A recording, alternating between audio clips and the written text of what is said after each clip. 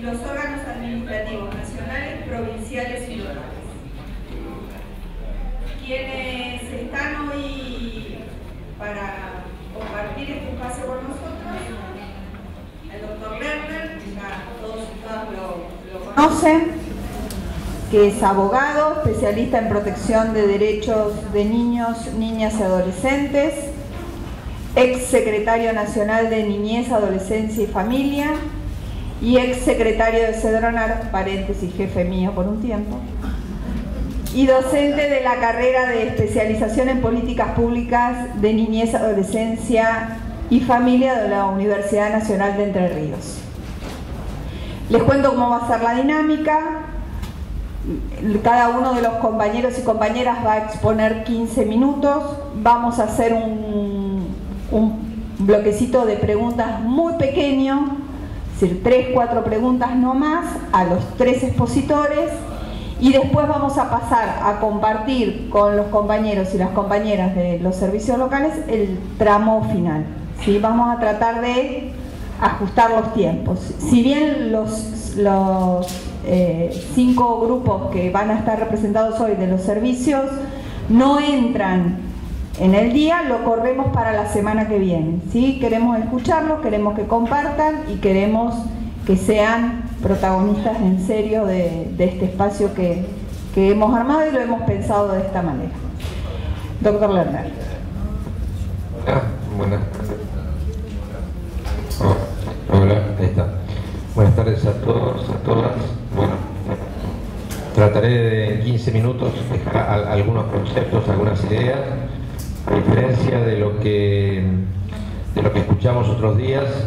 Lo que voy a hacer es un poquito más aburrido, tiene que ver más con algunos conceptos técnicos, pero como se habla mucho del sistema de protección de derechos, vamos a dejar algunas cositas dichas del origen de este concepto y repasar voy a hacer un recorrido tratando de decir algo sobre la Convención de Derechos del Niño. No vamos a tener mucho tiempo en el curso para detenernos, pero decir algo sobre eso, la relación del concepto de sistema de protección de derechos con la protección, cómo lo plantea el sistema de protección en el artículo 32 de la ley 26061 y finalmente describiendo muy rápidamente cuáles son los organismos administrativos del sistema de protección de derechos, que son una especie dentro del género. Es decir, la idea que yo voy a plantear es que el sistema de protección de derechos es algo bastante más vasto conceptualmente, y que es correcto considerarlo así, más allá de que después de entre casa, hola, más allá que después...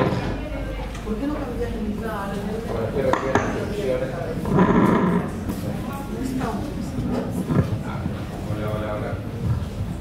Hola, ahí se me llama. Bien. Entonces, digo, vamos a tratar de utilizar el sistema, la idea del sistema de protección de derechos en un doble significado, uno más en términos más genéricos, el sistema de protección, que ahora lo voy a llegar ahí al artículo 32 de la ley, y uno que es el que más usualmente utilizamos, que es la red de organismos de protección de derechos, a la que solemos llamar sistema, pero que no suele englobar a la escuela, ni a los servicios públicos, ni al sistema educativo, sino que se concentra en los organismos que intervienen frente a situaciones de amenaza o vulneración de derechos. Bien, para comenzar, dejo una frase acá de quien nos dejara físicamente hace 4 años, el profesor Eduardo Bustero. Eduardo, que ponía mucho énfasis, Eduardo fue el fundador de la oficina de UNICEF en Argentina, tenía mucha trayectoria en el campo de la sociedad civil, pero permanentemente, en particular porque tiene una mirada muy crítica de la recepción de la convención en los 90, este mix que algún día podríamos profundizar si hubiera un poco de tiempo entre la Convención de Derechos del Niño y el Consenso de Washington, que nos viene un poquito mezclado y nos cuesta rescatar en clave nacional y popular la convención, porque en general la aprendimos en clave no autoritaria, pero sí de democracia neoliberal. Entonces Eduardo siempre rescataba el rol del Estado. Acá yo rescaté una frase para empezar que dice: si la infancia y la adolescencia son una categoría histórico-social, entonces se hace fundamental el poder configurador del Estado y su institucionalidad como garantes de una política pública respecto a los derechos de la infancia y la adolescencia. Si bien el sistema de protección no es solo el Estado, en mi modesto entender es fundamentalmente una organización de protección y promoción de derechos del niño que tiene como instrumento central el Estado. Sin Estado no hay no hay modelo de protección, y creo que parte del desmantelamiento del sistema de protección al que estamos asistiendo con dolor tiene que ver, entre otras cosas, con lo que esta gente está haciendo con el Estado. Bien, Convención sobre Derechos del Niño, todos saben, Tratado de Derechos Humanos aprobado en Naciones Unidas en el año 1989, ratificado en la Argentina en 1990, llevado a la Constitución Nacional en el año 94. La Convención es un tratado que a nosotros nos aparece como si hubiera irrumpido en el año 89, y en realidad el primer instrumento, el primer antecedente internacional de una manifestación en aquel momento la Sociedad de las Naciones vinculada con la infancia es del año 1924, la Declaración de Ginebra. Todavía no se habla tanto de derechos del niño, sino que hay una fuerte impronta de protección a niños víctimas del hambre, niños víctimas de las guerras. Hay una impronta que tiene que ver con la protección, pero no tanto el enfoque de derechos. Algunos años después se crea el Fondo de Naciones Unidas, que todos llamamos UNICEF, en el año, si no me equivoco, 48, 49, si alguno tiene alguna corrección para hacer, y... ¿escuché a alguien por ahí? No, 48, bueno. Y en el año 59, ya más cercana a la idea de la Convención, surge la Declaración de los Derechos del Niño. Allí sí hay un pronunciamiento internacional, no es un tratado porque es una declaración, pero ya hablamos en clave de derechos. Aparece el concepto, en un instrumento de esta jerarquía, aparece el concepto de interés superior del niño. Ese concepto va a aparecer nuevamente en la CEDAW, que es el Tratado de Derechos Humanos que levanta la perspectiva de género, de protección de los derechos de las mujeres, si no me equivoco es de la década del 70, en la CEDAW, y finalmente eso se plasma en la Convención de Derechos del Niño. Yo ahí puse, no sé si alcanza a ver, solamente en los tratados de Naciones Unidas tenemos como 8 o 9 tratados que anteceden a la Convención de Derechos del Niño. Por eso la Convención ya acumula la experiencia de los tratados anteriores y, por ejemplo, ya no trata de manera diferenciada los derechos económicos, sociales y culturales de los derechos civiles y políticos, como habían hecho el Pacto Internacional sobre Derechos Económicos, Sociales y Culturales y el Pacto Internacional sobre Derechos Civiles y Políticos. Ya hay un planteo más de integralidad e indivisibilidad de los derechos. Lo que describo ahí muy rápidamente, andate, decime cuánto tiempo lleve, son los rasgos que yo destaco de la Convención. Acá esto no es muy científico, pero es una descripción. El tratado de que mayor nivel de aceptación y ratificación por el Power, no se preocupen que después está colgado en la web para que no tomen nota. La idea de la Convención en términos de derechos es establecer un reconocimiento de un piso mínimo de derechos del Sistema de Naciones Unidas. Esto ha sido un concepto bastante discutido, anda dando vuelta por allí un artículo de un argentino que se llama Barna, que es muy interesante, de Agustín, que pone en tela de juicio esta idea universalista de los derechos, que se discutió poco en aquel momento, pero traía discusiones anteriores, y que de algún modo también refleja una mirada aspiracional. Cuando uno lee lo que la Convención considera el piso de derechos y mira lo que nos pasa en la periferia y en los países del tercer mundo y lo que pasa a las millones de niños, está claro que estamos bastante lejos de ese piso, que ese piso tiene mucho de aspiracional. Pero yo les estoy contando cómo lo plantea la Convención. Hay una integración, como les decía recién, de los derechos civiles y políticos, económicos, sociales y culturales en un mismo instrumento. Se afirma que estos derechos son también concepto discutible, pero hay una afirmación permanente y lo defendemos desde ese lugar: universales, interdependientes, indivisibles y complementarios. Atamos el concepto de interés superior a esto, a la máxima satisfacción de este conjunto de derechos. La Convención, hay dos componentes muy importantes siempre a reconocer, que suelen estar en tensión. Tiene un componente muy fuerte de protección de la infancia, de los niños como sujetos en proceso de desarrollo, que en eso se asocia un poco a las viejas concepciones de la protección, pero que se asocia también a un segundo componente, que es el de los niños como sujetos de derechos. Es decir, que hay una permanente complementariedad y tensión entre la idea de protección y la idea de autonomía de los niños. Es decir, nosotros adherimos desde la perspectiva nacional y popular que es el curso a la idea del paternalismo justificado, no al liberacionismo que plantearon algunos, como que la Convención venía a liberar a los niños del yugo, ni tampoco al proteccionismo que no reconoce derechos, sino a una idea de protección que reconoce lo que allí decimos de autonomía progresiva, es decir, la posibilidad de que los niños vayan pudiendo ejercer por sí mismos los derechos en razón de su edad, nivel de madurez que les va permitiendo acceder al goce de manera directa de un conjunto de derechos que en principio les están reconocidos, pero que progresivamente van ejerciendo. Por otra parte, la Convención establece una relación muy fuerte entre la protección de los derechos y el principio de legalidad. Los adultos dejamos de proteger solo porque amamos a los niños o solo a los niños a los que amamos, y nuestro deber es proteger a todos los niños como sujetos de derechos y con las limitaciones que nos pone el principio de legalidad. No podemos modificar, es decir, renunciamos a la idea del perfeccionismo moral, renunciamos a la idea de que los niños se hagan a la imagen y semejanza nuestra o como nos gustaría.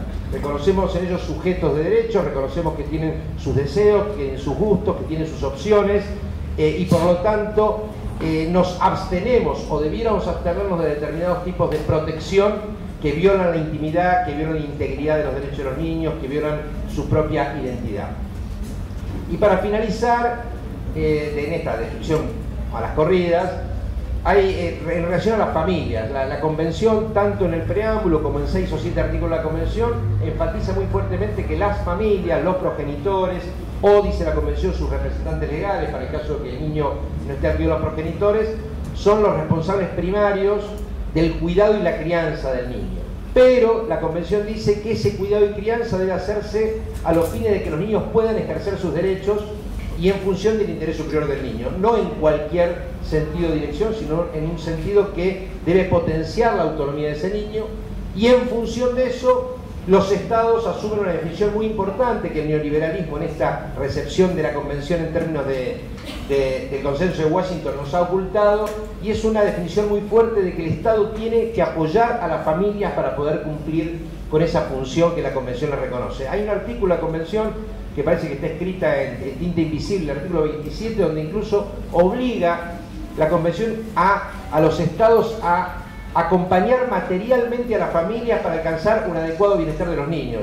Incluso habla de vivienda, vestimenta, alimentación, no solo educación y salud, que en general están bastante reconocidos. Finalmente, redondeando esta síntesis, bien, me faltan 3. No me alcanza para nada, pero no importa. Bueno, a partir de esto que venía diciendo, hay un reconocimiento de un cambio muy importante de las relaciones entre los niños, niñas y adolescentes y sus familias. Bien, esto lo digo muy rápido. La Convención no habla del sistema de protección de derechos, no dice nada del sistema de protección de derechos.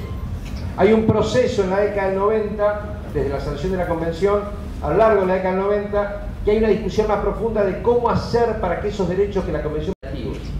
Y entonces hay autores como Morlachetti que dicen, es un trabajo que no lo subimos al drive porque es muy largo, que el cambio legal había manifestado una insuficiencia, que tener estándares legales per se no garantizaba el acceso de los niños a sus derechos, que el principio de efectividad decía que los estados tenían que tomar todas las medidas necesarias para hacer eso, y él concluye en que hay una necesidad drástica de modificar las políticas y las estructuras del Estado. Eso está muy bien plasmado en la observación general número 5 del Comité de Derechos del Niño del año 2003. El que quiera puede leer, ahí hay un avance del Comité de Derechos del Niño diciendo qué deben hacer los estados para hacer operativos los derechos, qué reformas deben hacer en los estados, en las políticas, para poder hacer operativos los derechos. Nuestra ley de protección a nivel nacional hace propio en el 2005 este concepto y establece en el artículo 32, después ustedes lo leen completo, de que el sistema de protección está conformado por todos los organismos, entidades y servicios que diseñan, planifican, coordinan, orientan y ejecutan políticas destinadas a niños, niñas y adolescentes. Por eso yo digo que el sistema de protección no son los organismos administrativos de protección de derechos, no son solo los servicios locales y zonales, no son las defensorías. Las policías, cuando actúan respecto a los niños para protegerlos, están integrando el sistema de protección de derechos. Las políticas de servicios públicos integran el servicio de protección de derechos. Las políticas de vivienda para las familias tienen que ver con el sistema de protección de derechos. Y hablamos de un sistema de protección de derechos en otro sentido, en el sentido de protección especial de derechos ya vulnerados, cuando hablamos de los organismos administrativos de protección de derechos. Voy a pasar un poquito a eso. El sistema de protección de derechos, cuando queremos evaluar el estado del sistema, hablamos de una dimensión normativa, una dimensión programática de políticas y una dimensión institucional de organismos. Ahí tienen, por ejemplo, lo que en mi modesto entender va a estar igual en el Drive. Podríamos entender cuál es la legislación del sistema de protección de derechos, no es la 26061, son como mínimo esas 15 o 16 leyes, y de esas 15 o 16 leyes van a ver que 10 o 12 son de la década ganada. Y es más, la única ley que ha tenido alguna impugnación desde el punto de vista de la protección de derechos de los niños, que ha sido cuestionada por vulnerar derechos de los niños, es la ley 27246 de reforma previsional, que afectó el valor de la asignación universal por hijo y de las asignaciones familiares. Es la primera ley en la que hay críticas en los últimos 15 años de que una ley del Congreso Nacional haya afectado derechos de los niños, esto sin hablar del día que los amigos que están en la Casa Rosada manden el proyecto de baja de edad de punibilidad, que lo tienen en la gatera ahí permanentemente amenazando, ¿no? Entonces, ya para ir redondeando, entender la diferencia. Esta es una distinción que hace una amiga que se llama Marisol Burgués, y ella dice que hay organismos del Estado a los que dice que tienen a su cargo en el orden primario la función directa de proveer a la efectivización del pleno ejercicio y goce de algunos derechos en materia determinada. Por ejemplo, es un organismo que garantiza derechos del niño el Ministerio de Educación, es un organismo que garantiza derechos del niño el Ministerio de Salud, pero no los englobamos como organismos administrativos de protección de derechos. Y abajo ella describe los organismos administrativos de protección de derechos, que dice que tienen asignada una competencia específica en la promoción y protección de derechos de la niñez, y además detentan una competencia de actuación genérica o colectiva cuando hay que generar algún tipo de acción correctiva, es decir, hay una situación de amenaza o vulneración de derechos de algún niño y el servicio local o la defensoría local tiene facultades para iniciar una acción correctiva, es decir, porque ya falló la familia o el propio niño o adolescente se autoinfirió alguna lesión a sus derechos, o falló el Estado, o la comunidad no acompañó al niño en la ejercicio de sus derechos, y hace falta que un organismo de intervención subsidiaria dé una respuesta, y a eso le llamamos los organismos administrativos de protección, que además suelen tener una tarea que en general se ve menos porque es más difícil de hacer, que es la de coordinar el sistema y articularlo a nivel local, municipal, provincial, etc. Ahora sí, terminando, los organismos administrativos que prevé la ley 26061 a nivel nacional son tres. Uno a nivel nacional, que es la Secretaría Nacional de Niñez, es un organismo que depende del Ejecutivo Nacional, tiene un rango de secretaría, por reglamentación hecha durante nuestro gobierno, depende del Ministerio de Desarrollo Social de la Nación, integra junto con los ministerios de las carteras sociales el Consejo Nacional de Coordinación de Políticas Sociales. Hay un organismo de naturaleza de concertación federal, que es el Consejo Federal de Niñez, Adolescencia y Familia. Ustedes tienen en el Drive, la tienen, Claudio, ¿no? Tienen todos los acuerdos del Consejo Federal. Es muy importante porque ustedes van a ver cómo el Consejo no actúa solo sobre el tema de protección. Hay un montón de acciones del Consejo Federal que potencian la articulación del sistema de protección en sentido amplio. Tienen las actas del Consejo Federal del periodo 2003-2015, pero también las del 2016-2018, si no me equivoco, el doctor Franchero la subió. Y finalmente están los órganos administrativos a nivel provincial, como es el Consejo de Derechos Niños, Niñas y Adolescentes de la ciudad, lo que era la subsecretaría o secretaría en la provincia, que hoy se llama Órgano de Protección de los Derechos de Niños, Niñas y Adolescentes. Finalmente la ley prevé un último organismo, que no es un organismo administrativo, sino que es de Contralor, que depende ya no del Poder Ejecutivo, sino del Poder Legislativo, que es el Defensor del Niño, que ustedes saben hay un proceso ahora de selección, que forma parte del sistema de protección, pero no como organismo administrativo, sino como un organismo de monitoreo y control desde el Congreso de la Nación. Así que, por ahora, y para escuchar a los demás compañeros, los dejo y la seguimos cuando dialoguemos. Muchas gracias.